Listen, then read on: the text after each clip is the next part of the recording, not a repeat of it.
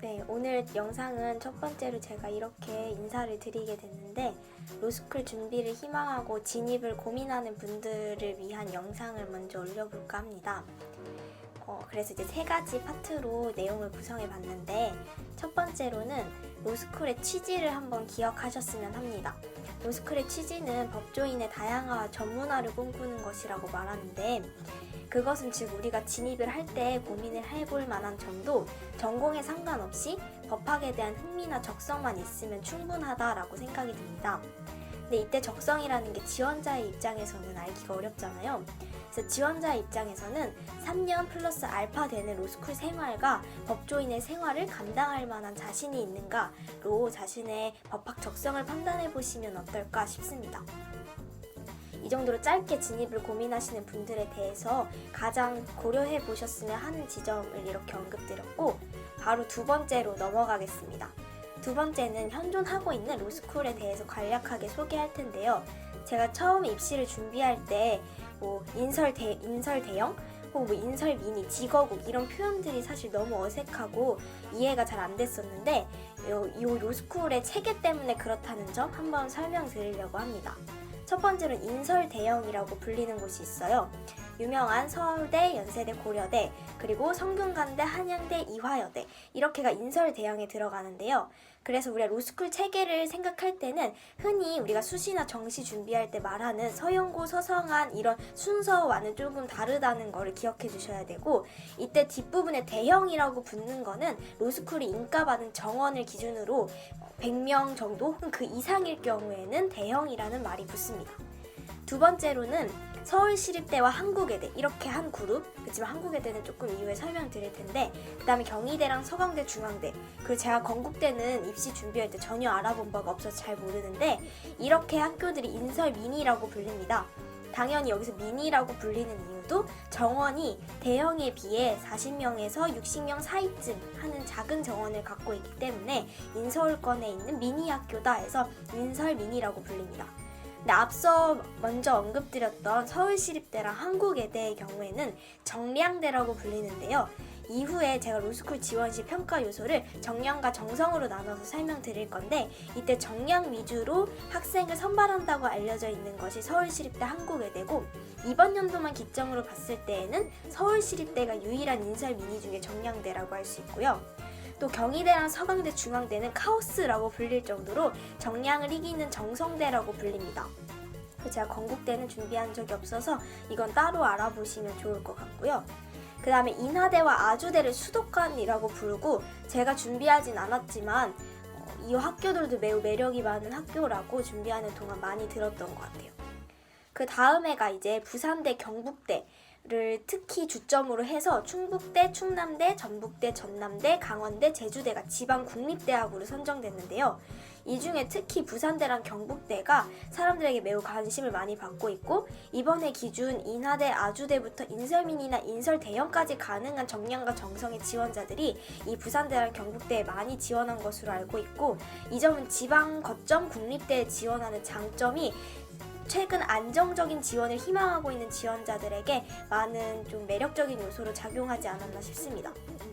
그 다음에 동아대학교, 영남대학교, 원광대학교가 지방사립이라고 불려서 지사립이라고 많이 줄여서 불립니다. 총 이렇게 25개의 대학이 2천여 명의 로스쿨생을 매년 뽑는데요. 그럼 마지막 파트로 로스쿨 지원 시에 그럼 지원생은 어떠한 기준으로 평가를 받는가, 평가 요소에 대해서 설명드릴게요. 앞서 말씀드렸듯이 정량대, 그다음 정성대로 나뉘어질 만큼 로스쿨 지원 시에는 크게 두 부류의 평가 요소가 나뉩니다. 정량은 또 다시 세 가지 평가 요소로 나뉘는데요. 첫 번째로는 법학 적성 시험, 흔히들 리트라고 부르는 시험입니다. 이것은 표점과 백분위 둘 다 평가 요소지만 대부분의 학교는 표점을 기준으로 이야기하는 것으로 알고 있는데요. 언어 이해와 추리 논증, 논술의 과목 중 언어 이해와 추리 논증의 표점을 기준으로 이제 지원자들의 정량이 결정되게 됩니다. 근데 올해 기준으로는 적어도 130 이상이 되어야 최소한 안정적으로 인설 미니 이상의 지원이 가능하다라고 말씀드릴 수 있어요. 네, 실제 응시 인원은 11,150명이었는데 근데 로스쿨 지원 가능한 로스쿨 합격생들은 2,000명이라고 말씀드렸죠. 시험부터가 너무 경쟁률이 치열한 거 아닌가라고 생각하실 수 있는데, 이때 하나 또 알고 가셨으면 하는 표현이 관광 리트라는 표현이 있습니다. 이건 그 리트를 보는 지원생이 아직 졸업 요건을 못 갖췄거나 본격적으로 입시 준비를 하지 않은 채 경험상 시험을 응시하는 건데요. 그래서 이 11,150명이 꼭 그 해에 다 입시를 보려고 뭔가 생각하고 있지는 않다는 점을 이 응시 인원을 고려할 때 한번 이 관광 리트 사람들도 고려해 보시면 좋을 것 같고, 이 단어가 실제로 입시판에서도 많이 언급이 되고 있습니다.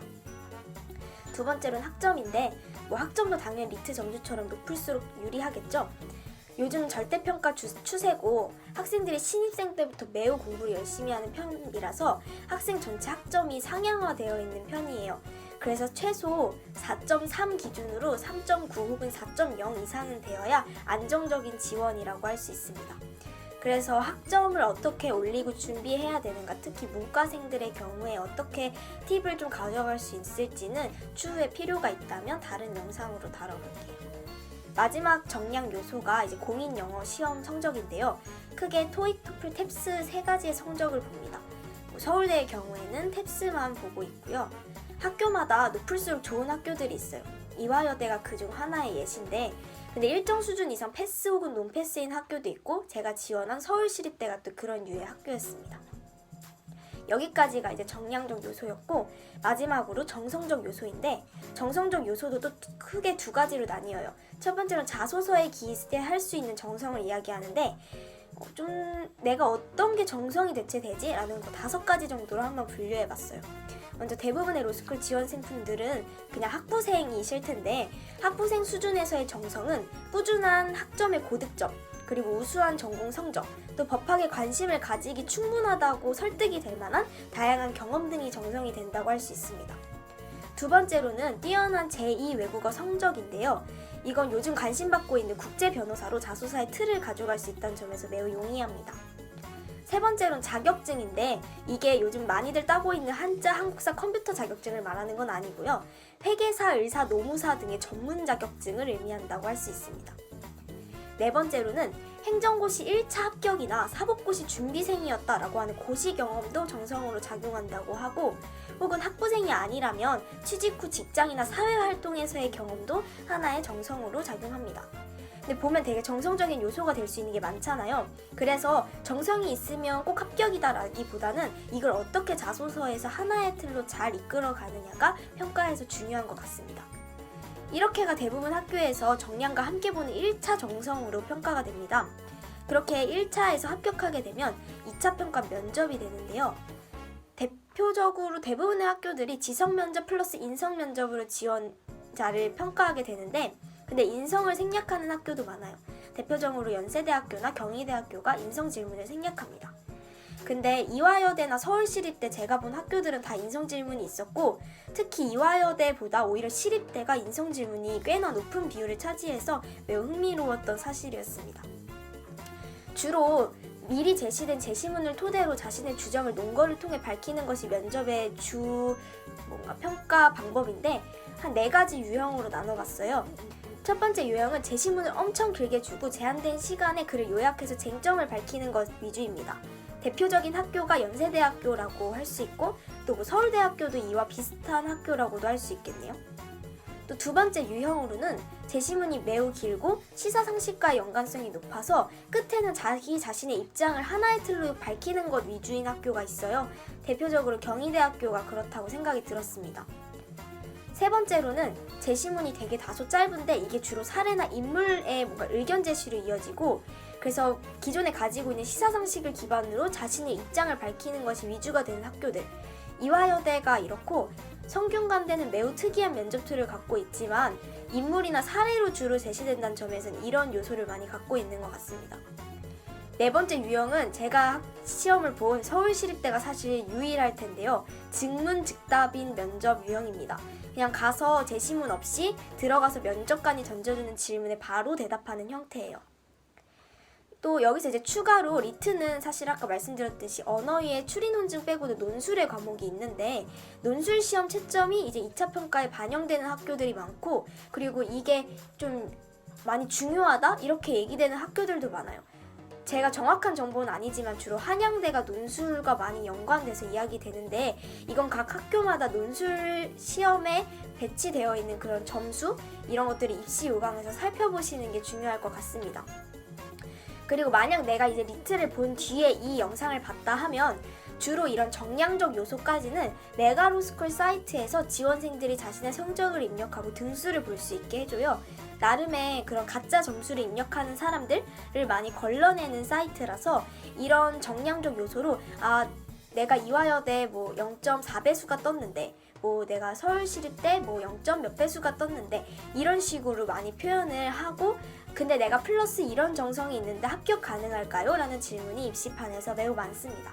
그래서 이런 식으로 나중에 자신의 성적을 통해서 이미 뭔가 전 기수의 지원자들에게 합격률이나 아니면 합격 팁 같은 걸 더 풍부하게 받아가실 수 있을 것 같습니다.